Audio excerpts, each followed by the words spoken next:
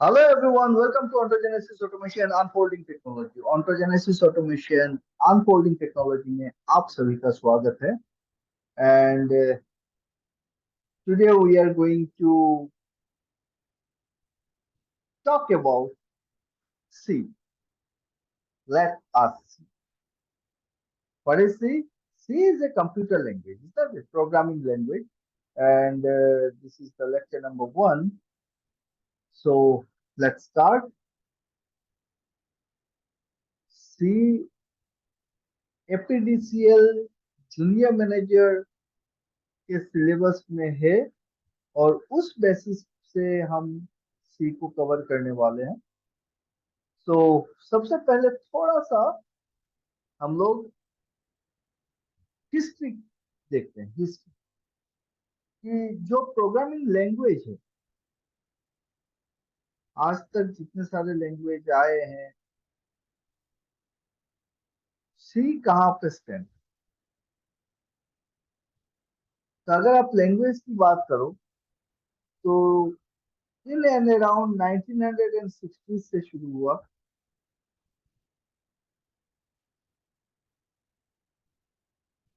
जैसे पुराने जो लैंग्वेज होते थे डेवलप्ड लैंग्वेज में, एक लैंग्वेज होता था एल्गोन. फिर 1963 में डेवलप हुआ सीपीएल.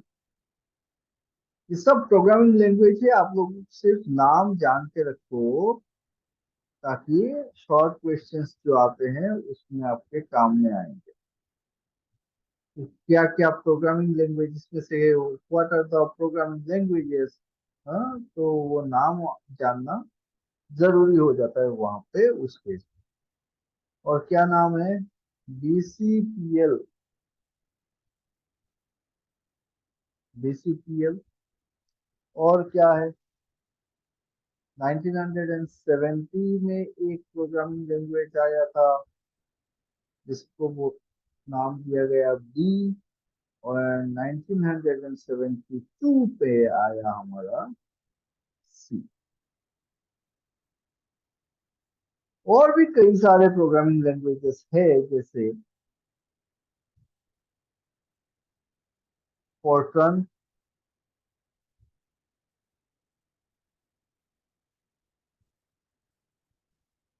फोर्ट्रन उस समय के चलने वाला एक लैंग्वेज है. एल1. पास्कल.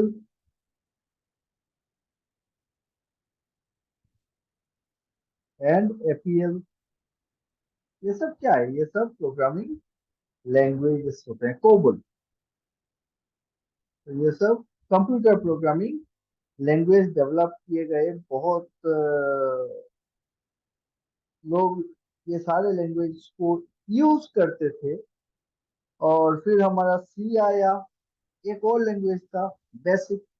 अगर आप लोगों को नाम पता है तो बेसिक भी एक कंप्यूटर लैंग्वेज था, है ना. सो ये सारे लैंग्वेज होते हैं. अब प्रोग्रामिंग लैंग्वेज जो होता है ना, programming language, programming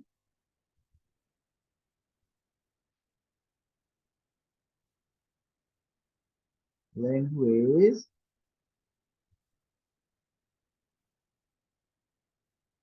mainly classify करते हैं हम लोग low level and high level.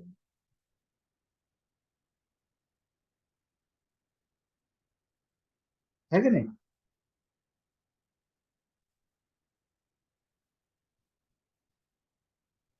जैसे लो लेवल लैंग्वेज या लो लेवल लैंग्वेज को और क्या बोलते हैं? लो लेवल लैंग्वेज.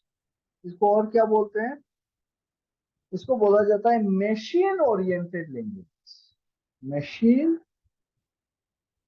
ओरिएंटेड. ठीक है. Machine oriented language.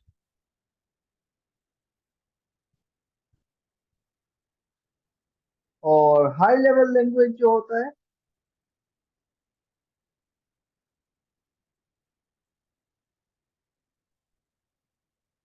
High level language इसको बोला जाता है प्रॉब्लम ओरिएंटेड लैंग्वेज।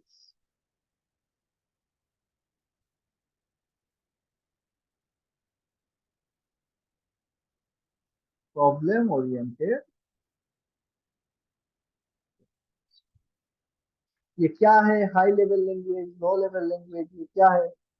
और यहाँ पे जो हमने लिखा है, ये फोर्ट्रान हो गया, हाँ, बेसिक हो गया, कोबल हो गया, पास्कल हो गया, ये सब क्या, किस टाइप का लैंग्वेज है? लो लेवल है कि हाई लेवल है ना? सो आपको ये जानना चाहिए कि वो सारे लैंग्वेज जो मशीन का बेटर एफिशिएंसी को देखते हुए बनाया जाता है, जैसे कि इंस्ट्रक्शन लिस्ट, डेमोनिक सेट्स, है ना, उस टाइप से जो मशीन डायरेक्ट अंडरस्टैंड कर सके, मशीन की एफिशिएंसी बढ़ती है, फास्टर प्रोग्राम एग्जीक्यूशन होता है, वो सारे लैंग्वेज इस लो लेवल लैंग्वेज की कैटेगरी में आते हैं, जिसमें से हम बोल सकते हैं जैसे कि असेंबली लैंग्वेज, असेंबली लैंग्वेज, और you can say machine language.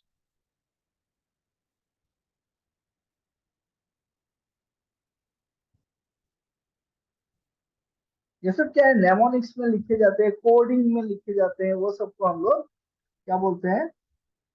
Low level language बोलते हैं, है ना, जिसमें कोडिंग की जरूरत होती है। ये सब सीखना इतना आसान नहीं होता है। लो लेवल लैंग्वेज मशीन बहुत आसान इजीली अंडरस्टैंड कर पाता है, लेकिन ह्यूमंस को सीखने में थोड़ा सा प्रॉब्लम है, इसको सीखना पड़ता है, या बहुत सारे कोडिंग के थ्रू हम लोग काम करते हैं उसमें, है ना। और हायर लेवल लैंग्वेज क्या है भाई? ये तो हायर लेवल लैंग्वेज जैसे हमारा ये सारे हो गए, बेसिक हो गया, फोर्ट्रान हो गया, पास्कल हो गया, ये सारे क्या है?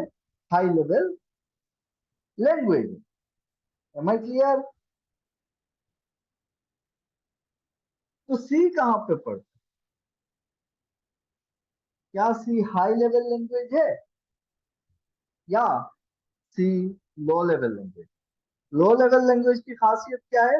ये मशीन की एफिशिएंसी को बढ़ाता है, जल्दी एग्जीक्यूशन कर सकता है, फास्टर एग्जीक्यूशन कर सकता है। हाई लेवल लैंग्वेज ईज होता है, इसको यूज करना इजी होता है, इसमें प्रोग्राम करना इजी होता है। इंग्लिश टाइप का लैंग्वेज हो सकते हैं, तो हमारे लिए समझना आसान होता है ना, गुड एफिशिएंसी, मतलब इजी अंडरस्टैंडिंग बोल सकते हैं।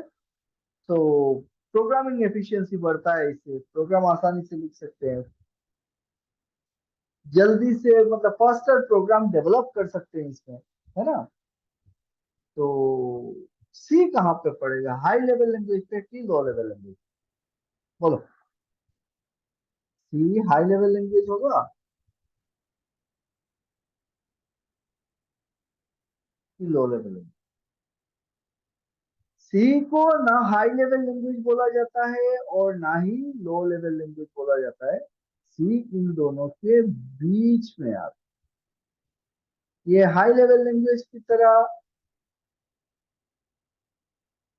आसान भी है, इंग्लिश लाइक लैंग्वेज है, और इसमें वो सारी डिफिकल्टीज नहीं है जो पहले हाई लेवल लैंग्वेज में हुआ करती थी या फिर है। तो सी को ना हम लोग मिडिल लेवल लैंग्वेज बोलेंगे। तो टाटा से लिख देता हूं मैं, सी को क्या बोलेंगे? मिडिल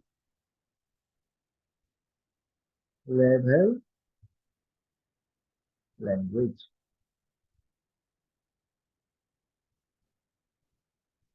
सी हो गया मिडिल लेवल लैंग्वेज।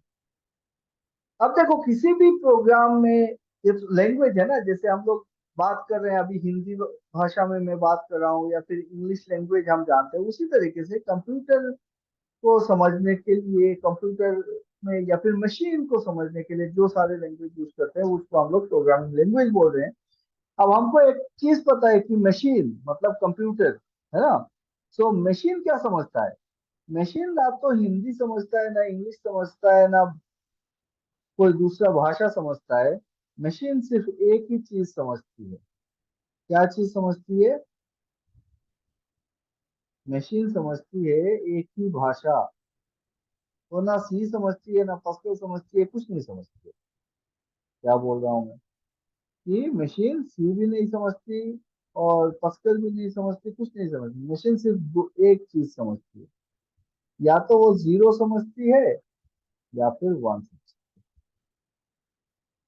ये क्या है? Find this thing. जीरो और वन, और कुछ नहीं समझती भाई। वो ए बी सी कुछ नहीं समझती।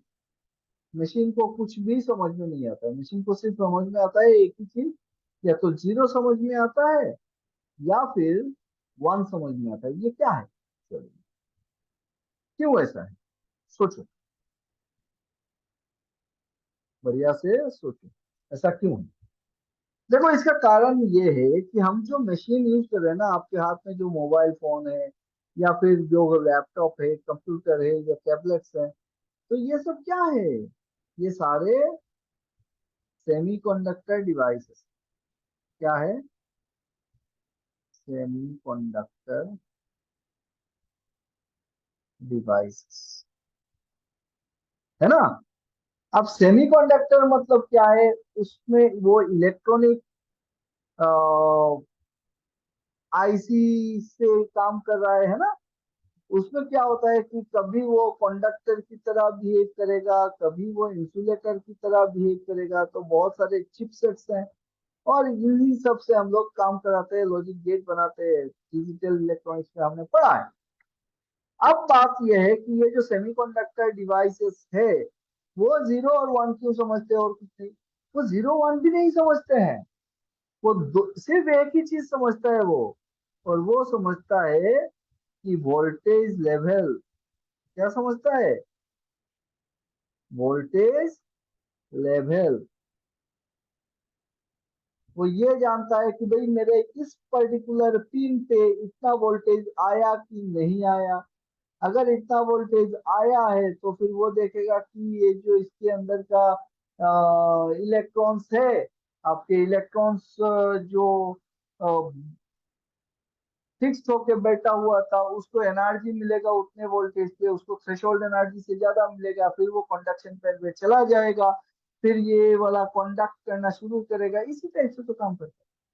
तो मशीन एक्चुअली समझता है low voltage and high voltage, ये और कुछ नहीं समझती है। लो वोल्टेज से हाई वोल्टेज, और इलेक्ट्रॉनिक वोल्टेज का जो रेंज होता है वो होता है 0 to 5 वोल्ट, है ना।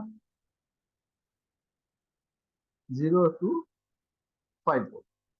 तो अगर 0 वोल्ट है तो ये जीरो पकड़ेगा, और 5 वोल्ट है तो फिर वन पकड़ेगा, मतलब करंट को पास करने दे रहा है उतना ही रेंज पे ये काम करता है। इसीलिए आप कुछ भी लिखते हैं, हम मैं यहाँ पे जैसे लिख रहा हूँ, and you people are watching this, and this computer is able to identify all those languages, text etcetera. ये कुछ नहीं समझ रहा है। ये सिर्फ समझ रहा है कि भाई यहाँ पे इतना वोल्टेज आया कि नहीं आया, इस पिन पे इतना वोल्टेज आया कि नहीं आया, और उसी हिसाब से वो कोड कर रहा है 0 1 1 0 0 1 1 0। और इसको हम लोग बोलते हैं बाइनरी, है ना, क्योंकि दो ही है तो इसीलिए इसको बाइनरी बोला जाता है। Am I clear everyone? तो अभी से आप लोग सोचो कि आप जो मोबाइल लेके बैठे हो और इतना सारा डाटा एक साथ जा रहा है, वो सारे डाटा किसके फॉर्म पे जा रहा है? 0 1 1 0 के फॉर्म पे जा रहा है। और ये सारा जो चीज काम कर रहा है वो सब वोल्टेज लेवल पे काम हो रहे हैं, है ना। इतना वोल्टेज से ऊपर कि इतना वोल्टेज से नीचे। अगर इससे ऊपर हुआ, 5 वोल्ट के पास हुआ तो वन, जीरो पे हुआ तो लो। यही ये नॉर्मल कन्वेंशन है। उल्टा भी हो सकता है, ऑपोजिट भी हो सकता है कि जीरो को हाई कर दिए और 5 को लो कर दिए। एनीवेज, नॉर्मल जो कन्वेंशन होता है वो होता है 0 लो एंड 5 इक्वल टू हाई। लो मतलब ये वाला 0 एंड हाई मतलब 1। चलो इतना काफी है, इससे ज्यादा जानने की जरूरत नहीं है यहाँ पे। अब बात करते हैं कि कोई भी लैंग्वेज जब उठाते हैं, जैसे कि हम अपना इंग्लिश लैंग्वेज लेते हैं ना, इंग्लिश लैंग्वेज। अब इंग्लिश लैंग्वेज में क्या है, 26 अल्फाबेट्स है ना। तो सबसे पहले क्या आता है, अल्फाबेट्स आते हैं कि A B C D, ये सारे क्या है भाई, ये सब अल्फाबेट्स हैं। और इन सारे अल्फाबेट्स को मिला के हम लोग क्या बनाते हैं, कुछ वर्ड्स फॉर्म करते हैं, वर्ड्स जिनके कुछ मीनिंग हो। कि दो चार अल्फाबेट मिला दिए तो कुछ वर्ड फॉर्मेशन हुआ, और कुछ वर्ड को मिला के अगर मीनिंग बनता है तो मीनिंगफुल हम लोग क्या बनाते हैं, सेंटेंस बनाते हैं। और इन्हीं सेंटेंस के सहारे हम लोग अपने पूरे पैराग्राफ को लिख सकते हैं। तो ये होता है किसी भी लैंग्वेज का जो रोड मैप आप बोल दो। तो अल्फाबेट से, अल्फाबेट के बाद वर्ड, वर्ड के बाद सेंटेंस, सेंटेंस के बाद। तो सिमिलरली जो सी लैंग्वेज है, प्रोग्रामिंग लैंग्वेज है, C C++, उसमें भी क्या है, उसमें भी आपके कुछ अल्फाबेट्स हैं।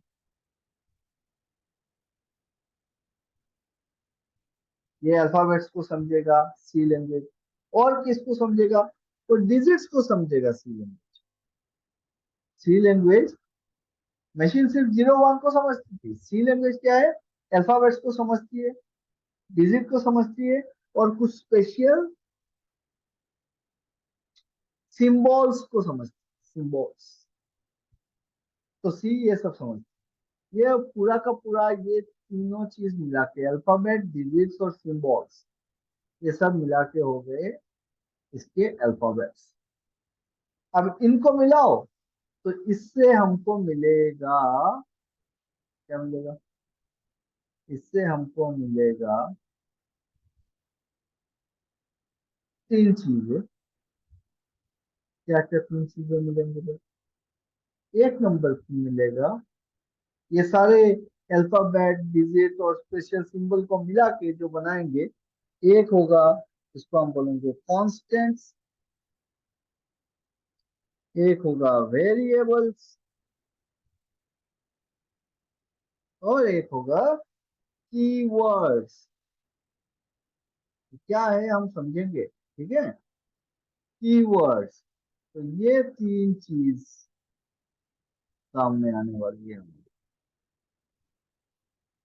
वही clear, constants, variable and keywords, ठीक है। अब ये जो कांस्टेंट एंड वेरिएबल हम बोल रहे हैं ना, कांस्टेंट, वेरिएबल, कीवर्ड, इनको मिला के, इनको मिला के, जैसे अल्फाबेट मिला के वर्ड बनता था, वर्ड को मिला के सेंटेंस बनता था या फिर बनता है, उसी तरीके से कांस्टेंट, वेरिएबल और कीवर्ड्स को अगर आप मिलाते हो, कांस्टेंट, वेरिएबल और कीवर्ड्स को अगर आप मिलाते हो, तो उससे हम बनाते हैं इंस्ट्रक्शन। क्या बोलते हैं, इंस्ट्रक्शन।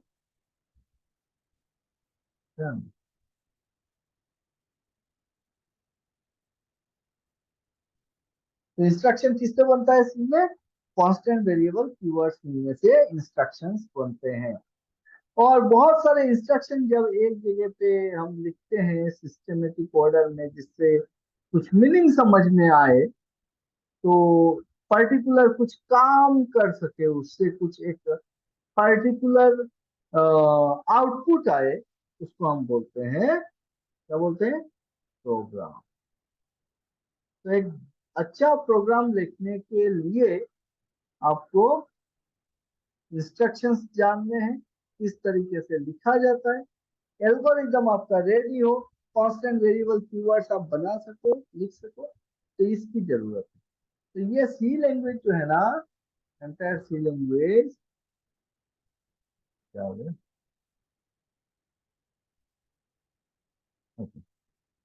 तो सी लैंग्वेज जो है वो एक मिडिल लेवल लैंग्वेज है, सी लेवल हाई लेवल लैंग्वेज नहीं है, सी लैंग्वेज लो लेवल लैंग्वेज नहीं है, लो लेवल लैंग्वेज क्या होता है? मशीन लैंग्वेज होता है, असेंबली लैंग्वेज होता है, जिसमें कोडिंग से लिखा जाता है, नेमोनिक्स बोलते हैं, नेमोनिक्स से लिखते हैं, कोड से लिखते हैं। हाई लेवल लैंग्वेज क्या है? जो इंग्लिश लैंग्वेज है उसको हाई लेवल लैंग्वेज बोला जाता है, जो इंसानों के समझने के लिए आसान होता है। हाई लेवल लैंग्वेज में क्या क्या आता है? जैसे फोर्ट्रान हो गया, पस्कल हो गया, कोबोल हो गया, बेसिक हो गया। हाँ, ये सब हाई लेवल लैंग्वेज है। सी कौन सा लैंग्वेज में आता है? सी मिडिल लेवल लैंग्वेज में आता है। और फिर हमने देखा कि मशीन जो है वो सिर्फ 0 एंड 1 को ही समझती है। और ये जो 0 एंड 1 है, इसको, अरे ये क्या हो रहा है?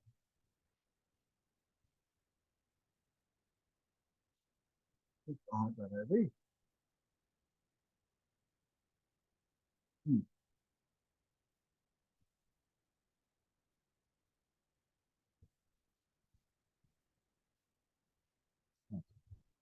तो वोल्टेज 0 और 1 ही समझता है, और उसको हम लोग बाइनरी बोलते हैं। मशीन, मशीन क्या है? ये सेमीकंडक्टर चिपसेट्स है, और उन्हीं क्या, उसके पिन में कितना वोल्टेज आ रहा है उसके बेसिस पे वो डिफाइन करता है कि ये 0 है कि 1 है। नॉर्मली 0 वोल्ट आने से 0 पकड़ा जाता है, 5 वोल्ट आने से उसको 1 पकड़ा जाता है। मतलब 0 is low and 5 volt is high. उल्टा भी कन्वेंशन यूज कर सकते हैं या फिर करते हैं। नेक्स्ट, किसी भी लैंग्वेज में अल्फाबेट्स होते हैं, अल्फाबेट्स के बाद वर्ड्स होते हैं, वर्ड के बाद सेंटेंस होते हैं, सेंटेंस के बाद पैराग्राफ होते हैं। सिमिलरली हमारे सी लैंग्वेज पे जो अल्फाबेट्स है वहाँ पे अल्फाबेट्स आ जाते हैं, डिजिट्स आ जाते हैं, और स्पेशल सिंबल्स हम लोग यूज कर सकते हैं, कुछ स्पेशल सिंबल्स है। और इन सबको मिला के हम लोग बनाते हैं कांस्टेंट वेरिएबल एंड कीवर्ड्स। और ये कीवर्ड्स और कांस्टेंट वेरिएबल को मिला के हम लोग लिखते हैं इंस्ट्रक्शंस। और इस ग्रुप ऑफ इंस्ट्रक्शंस जब किसी मीनिंगफुल वे में लिखा जाता है फॉर सम पर्टिकुलर टास्क और आउटपुट, उसको हम लोग बोलते हैं प्रोग्राम।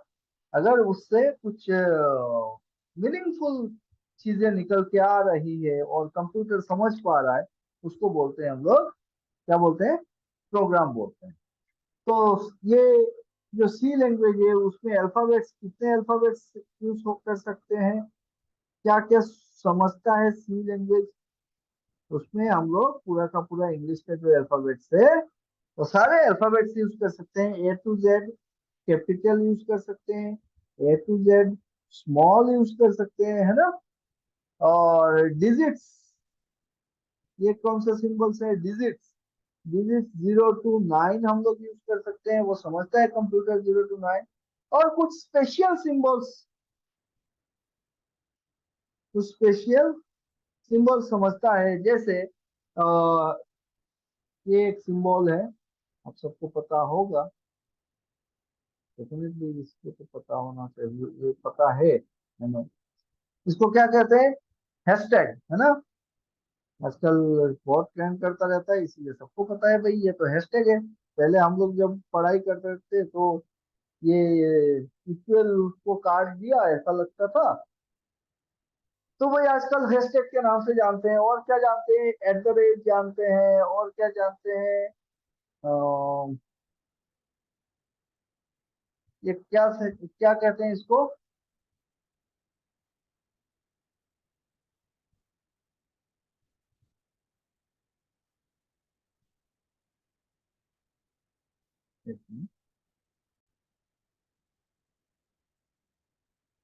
तो क्या कहते हैं इसको सी लैंग्वेज के? नहीं, परसेंटेज, परसेंटेज भी कहते हैं, बट इसका ओरिजिनल नाम होता है मॉड्यूलस। चलो मैं एक अलग से पेज में बढ़िया से सारे सिंबल्स लिखते हैं, जितना जरूरी है उतना सिंबल लिखते हैं। जैसे सिंबल्स में हम लोग एरिथमेटिक सिंबल्स यूज करते हैं, प्लस, है ना। इसको हम बोलेंगे एडिशन। पहले सिंबल सीख लेते हैं ना, एडिशन। और फिर माइनस, ये तो हो जाएगा सब्ट्रैक्शन, इसमें डाउट नहीं है, सब्ट्रैक्शन। फिर मल्टीप्लिकेशन कैसे देंगे? स्टार, एस्टरिक जो सिंबल होता है उसको हम बोलते हैं, क्या बोलेंगे? मल्टीप्लिकेशन।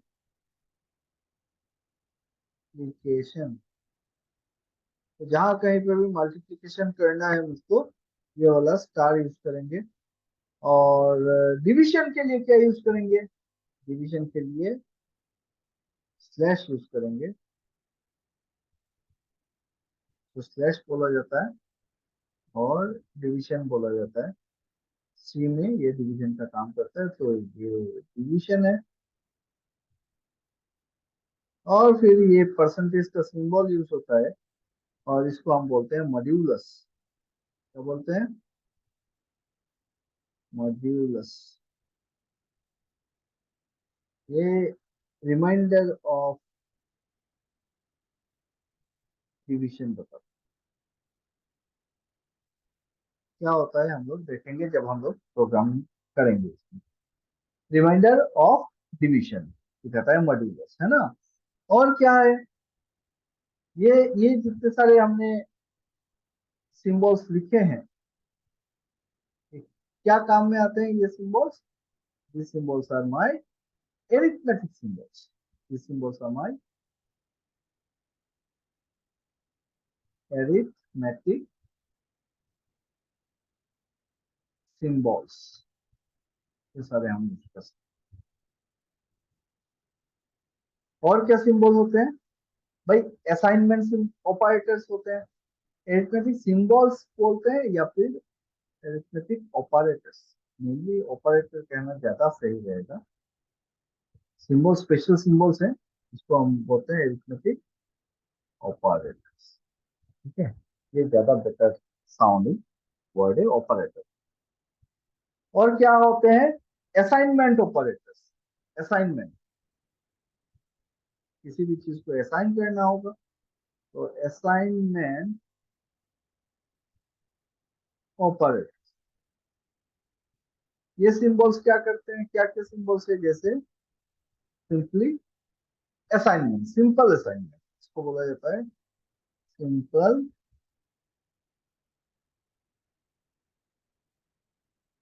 असाइनमेंट। ठीक है। और क्या है? अगर मैं ऐसा लिख दूं प्लस और फिर इक्वल साइन दे दूं, तो क्या समझ में आएगा?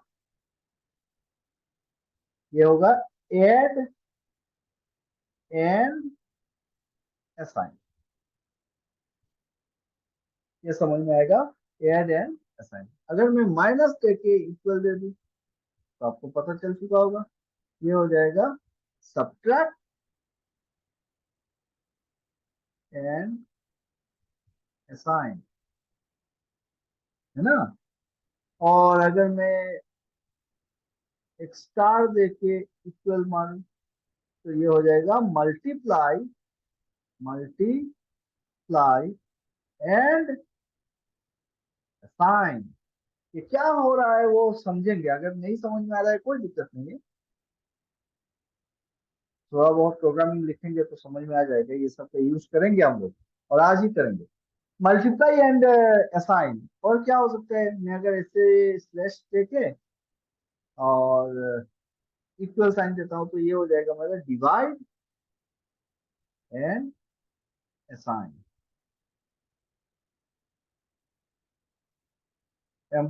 अगर मैं परसेंटेज का सिंबल दूं और असाइन करूं तो इसको हम बोलेंगे modulus and assign. Are you getting my point? तो ये सारे हो गए असाइनमेंट ऑपरेटर्स। मेनली असाइनमेंट कौन कर रहा है? ये दिस इक्वल्स है, ये असाइन कर रहा है कि ऐड करो और असाइन करो, सब्ट्रैक्ट करो, असाइन करो, मल्टीप्लाई करो, असाइन करो। तो इस टाइप से ये सारे असाइनमेंट ऑपरेटर्स। और कुछ ऑपरेटर्स है क्या? हाँ डेफिनेटली है। और क्या ऑपरेटर्स चाहिए आपको? हमको चाहिए कंपेयर करना पड़ेगा हम, तो कंपैरिजन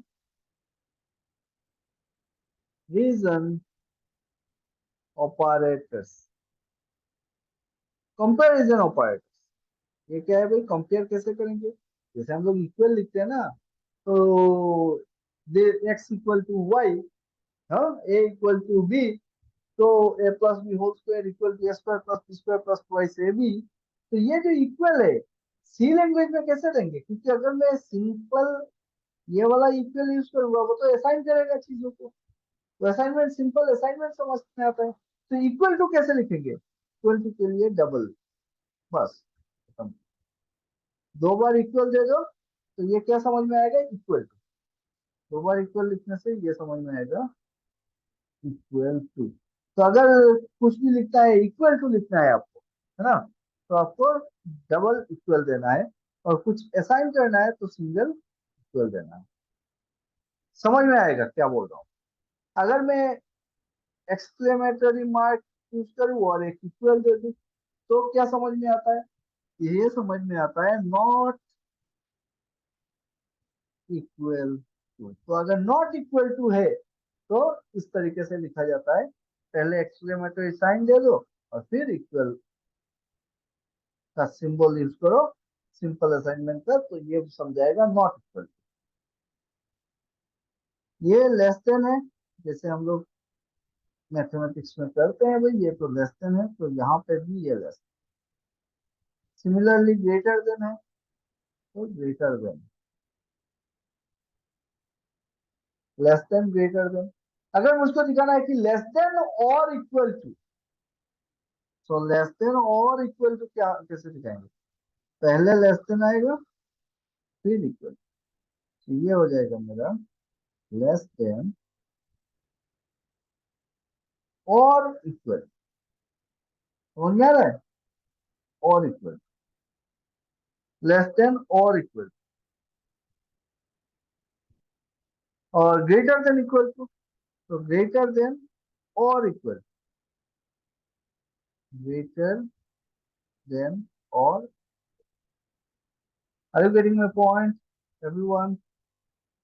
तो ये हो गए मेरे comparison operators. Comparison operator C language में क्या क्या यूज होता है, इक्वल टू, इसको ध्यान में रखना। ये इक्वल टू का मतलब होता है इक्वल टू, और सिंपल एक बार दोगे तो वो होगा असाइन करना। जैसे एक्स इक्वल टू 5 लिखना है, तो मैं एक्स इक्वल टू 5 लिखना है तो फिर मैं ऐसे लिखूंगा। और मैं अगर बोलूँ ए एक्स इक्वल टू वाई करना है तो एक्स इक्वल, इक्वल बोलना है तो डबल देना है, और सिंगल देंगे तो ये असाइन कर चीज। अब और क्या सिंबल चाहिए? कंपैरिजन तो हो गया। कंपैरिजन के बाद हमको चाहिए लॉजिकल ऑपरेटर्स। लॉजिकल ऑपरेटर्स, या लॉजिकल ऑपरेटर्स क्या है कि भाई ये दिस एंड दिस, है ना, इस टाइप से कुछ लिखता है। तो लॉजिकल जो एंड होते हैं कि this and this, logical and कैसे होते हैं? हम लोग डिजिटल में इस टाइप से लॉजिक लगाते थे, एंड लॉजिक और लॉजिक, है ना।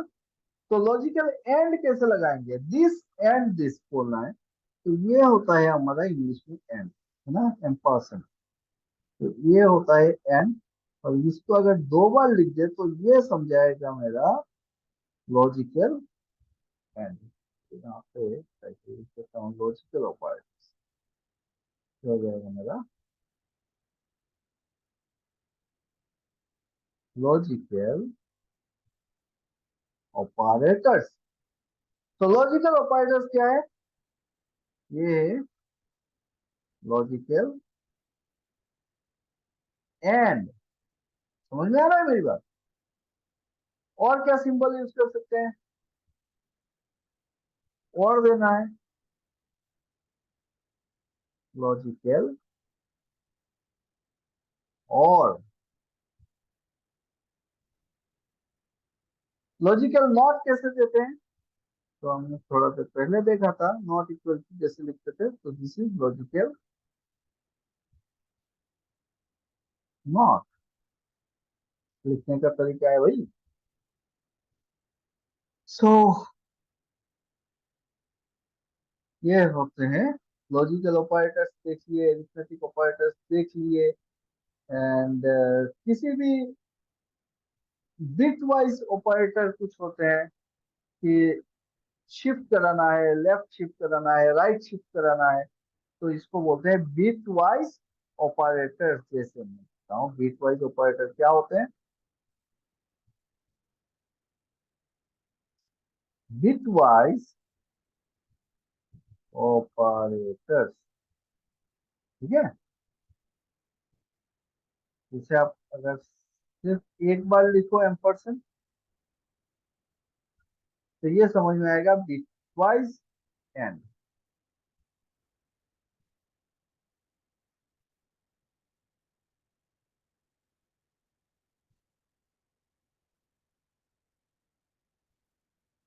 अगर मैं एक लाइन दे दूं, खड़ा लाइन, तो ये होगा बिट वाइज, और कैप दे दूं उसके ऊपर तो ये समझाएगा बिट वाइज एक्सऑर। अगर ये वाला सिंबल यूज करूं तो इसको हम बोलेंगे bit wise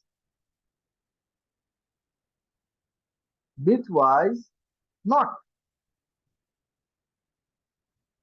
bitwise not. Symbols बहुत इंपॉर्टेंट है, बिटवाइज और, बिटवाइज एंड, बिटवाइज और, है ना, बिटवाइज नॉट।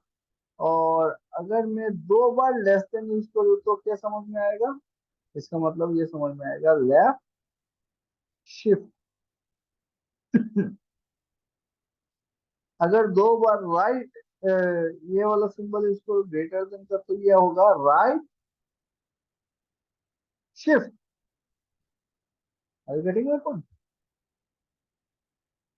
बिटवाइज ऑपरेटर समझ गए? तो इसके अलावा और कुछ सिंबल है क्या? हाँ भाई, और भी सिंबल्स है। अच्छा, और क्या सिंबल है भाई? इंक्रीमेंट और डिक्रीमेंट करना है मुझको, तो increment, increment and decrement, increment and decrement operators. जैसे मुझको प्लस वन करना है, किसी भी एक्स वैल्यू है, एक्स के साथ प्लस वन करना है, तो कैसे लिखेंगे? ये लिखेंगे प्लस प्लस। अगर मैं प्लस प्लस दे देता हूं तो ये समझाएगा इंक्रीमेंट बाय वन। मैं प्लस वन भी लिख सकता हूँ, प्लस प्लस भी लिख सकता हूँ। माइनस माइनस, माइनस माइनस को समझ क्या समझ में आता है? Decrement bye,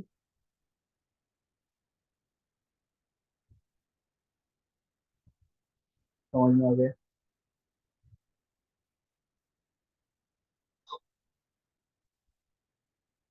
everyone?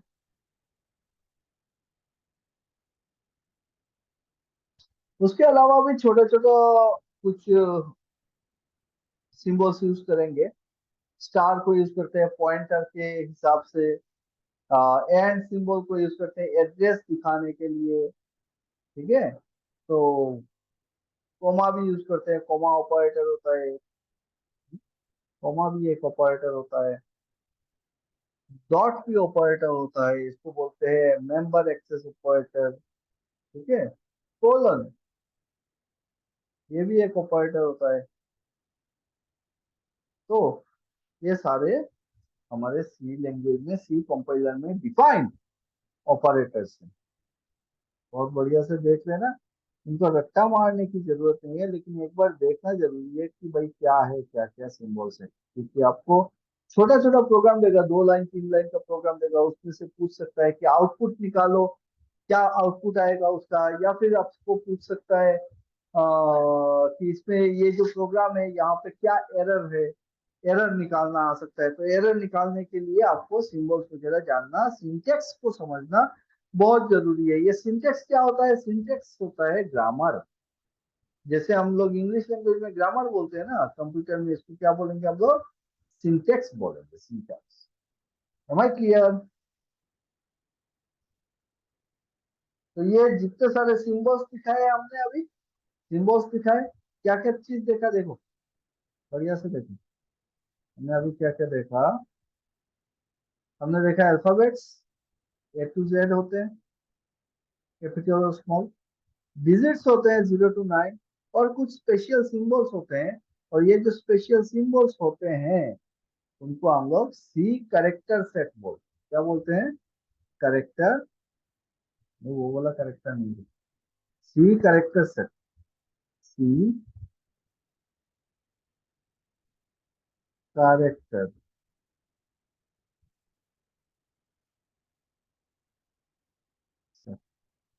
ठीक है। तो ये सी का करेक्टर सेट है जिसमें आपको A to Z सिंबल्स मिल जाएंगे, A to Z सिंबल्स मिल जाएंगे, डिजिट मिल जाएंगे 0 to 9, और फिर एरिथमेटिक ऑपरेटर्स मिलेंगे। यहाँ पे देखना एरिथमेटिक ऑपरेटर मिलेंगे, मल्टीप्लिकेशन, ये डिवीजन, इसको मॉड्यूलस बोलते हैं, रिमाइंडर ऑफ डिवीजन होता है। फिर ये होता है सिंपल असाइनमेंट, हाँ, और प्लस, और फिर सिंपल असाइनमेंट मतलब ऐड एंड असाइन, ये सारी बातें हमने की। बहुत बढ़िया से समझ में आया। और क्या समझ में आया कि इंपॉर्टेंट चीज ये है भाई, अगर आपको कोई भी चीज इक्वल टू लिखना है तो फिर डबल इक्वल देना है, सिंगल इक्वल देने से असाइन समझ में आएगा, ठीक है। नॉट का सिंबल देख लेना, नॉट इक्वल टू या फिर नॉट का सिंबल देख लो, और एक्सक्लेमेटरी साइन जो होता है वही मेरा नॉट का सिंबल है। लेस देन ग्रेटर देन वो तो आसान है, समझ में आ जाएगा। Less than equal to, greater than equal to, आप लिख सकते। लॉजिकल ऑपरेटर्स में हमने देखा एम्परसेंट, इसको बोलते हैं लॉजिकल एंड, फिर पैरेलल लाइन तो दे दो, और एंड नॉट, ठीक है। ये सारे लॉजिकल ऑपरेटर्स हैं। बीट वाइज ऑपरेटर्स, चलो इतना खास नहीं है बट देख के रखो। ये वाला कैप जो होता है वो क्या समझ में आता है, बीट वाइज जो XOR, and this symbol is bitwise not, और बाकी तो लेफ्ट शिफ्ट राइट। तो ये था मेरा सी का करेक्टर सेट। अब आते हैं सबसे इंपॉर्टेंट चीज में। चलो नेक्स्ट वीडियो में करते हैं, एक ही वीडियो में बहुत ज्यादा लंबा हो जाएगा। सो नेक्स्ट वीडियो में हम लोग क्या देखेंगे, हम देखेंगे, नेक्स्ट वीडियो में बोल देता हूँ आप लोगों को क्या देखेंगे। नेक्स्ट वीडियो में हम लोग देखेंगे कि कांस्टेंट क्या है,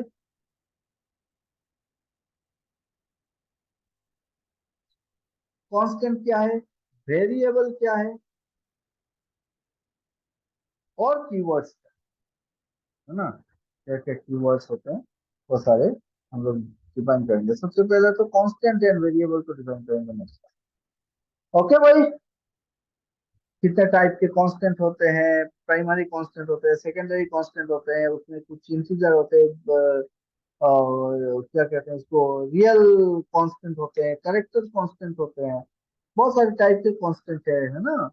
और सेकेंडरी कांस्टेंट में भी हम लोग यूज करेंगे, एरे होगा, पॉइंटर होगा, आपका स्ट्रक्चर होगा, यूनियन होगा, तो ये सारे होंगे सेकेंडरी कांस्टेंट्स में। तो थोड़ा सा बता दूं, कांस्टेंट मतलब क्या है। कांस्टेंट का मतलब होता है जिसका वैल्यू चेंज नहीं होता। जैसे मैंने अगर लिख दिया भाई I = 5, तो इसका वैल्यू और चेंज नहीं होने वाला है, 5 लिख दिया तो ये 5 ही रहने वाला है ना। तो ये हो गया कांस्टेंट। वेरिएबल, कुछ भी सिंबल डाल दो यार इस प्रोग्राम के अंदर, ये अगर मैंने आई डाल दिया तो ये आई का वैल्यू कहीं से भी ले सकते हैं, कुछ भी हो सकते हैं, 1 2 3 4 5 6 7 8, है ना। So this is called variable, जो वेरी करता रहता है, कांस्टेंट।